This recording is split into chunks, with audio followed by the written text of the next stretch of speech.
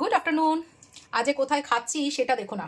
আজকে অ্যাকচুয়ালি জানলার সামনে বসে খাচ্ছি, ইচ্ছা করছে তাই। ভাত নিয়েছি, একটু আলু সেদ্ধ নিয়েছি, পেঁয়াজ আর শুকনো লঙ্কা দিয়ে মাখা। কারণ কি, টক ডাল আজকেও আমি করেছি। এত ভালো লাগছে যে কি বলবো। এপাশে একটা বরবটি কুমড়ো চিংড়ি মাছ দিয়ে একটা তরকারি করেছি, আর এটা হচ্ছে মাছের ঝাল। এটা আসল উদ্দেশ্য নয়, খেতে খেতে একটা কথা তোমাদের সঙ্গে শেয়ার করব। তোমরাও কি একই মত কিনা একটু আমায় বলো। তাই জন্য আজকে খেতে খেতে কাজটা সারবো বলে তোমাদের সঙ্গে ভিডিও এলাম।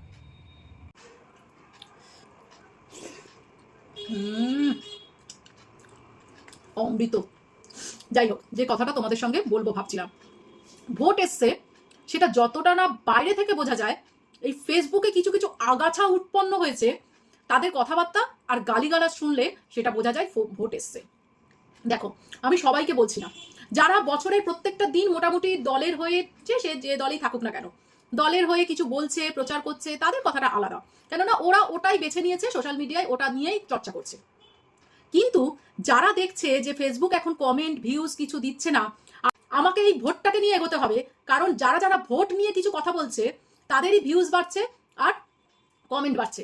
আমি অবাক হয়ে যাই, ভিউজ বাড়ছে কমেন্ট বাড়ছে তো আলাদা ব্যাপার, গালাগালি যারা দিচ্ছে তাদেরও পর্যন্ত ভিউজ আর কমেন্ট বাড়ছে, আরো বেশি বেশি করে গালাগালি দিতে থাকছে।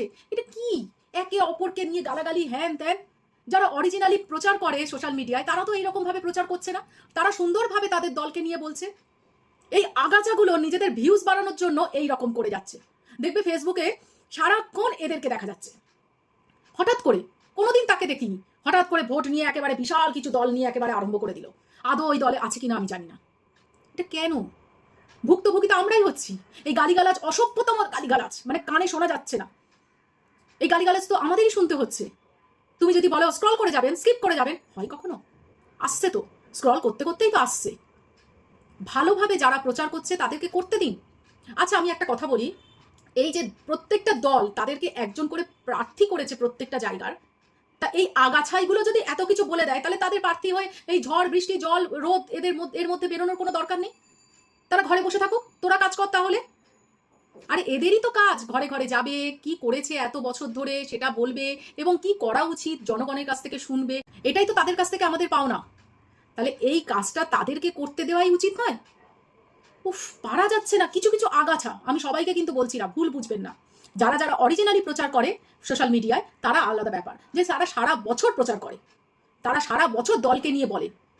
কিন্তু এই আগাছাগুলোর কথা বলছি, যারা হঠাৎ করে ওই শীতকালে ফুলকপি বাঁধাকপির মতো, ওরা জানে যে শীতকালেই ফুলকপি বাঁধাকপি খাওয়া যাবে, শীতের শেষের দিকে কিন্তু আর ফুলকপি বাঁধাকপি কেউ খাবে না, তখন ওগুলো ফেলে দিতে হবে। ওই জন্য ভোটটাকে কাজে লাগাচ্ছে। ভোট যতদিন না হয় এইটাকে কাজে লাগায়, তারপরে তো ভোট হয়ে গেলে আর এইগুলো কাজে লাগবে না বলে 2 থেকে 3 লাইন বলছে, আর কমেন্টের পর কমেন্ট আসছে, ভিউজের পর ভিউজ আসছে। এটা কেন? আমরাই যদি এদেরকে অ্যাভয়েড করি, তাহলে তো এদের আর এই ডানাগুলো গজায় না। কি বলো তোমরা? প্লিজ কমেন্ট বক্সে জানাও। আমার না সত্যি বলছি, বিরক্তি লাগছে। আমি কোনো দলকে নিয়ে কথা বলছি না, যে যার দলের নিয়ে কথা বলবে, যে যার দল নিয়ে প্রচার করবে, এটাই স্বাভাবিক ভোট আসলে। এই আগাছাগুলোর কথা বলছি আমি।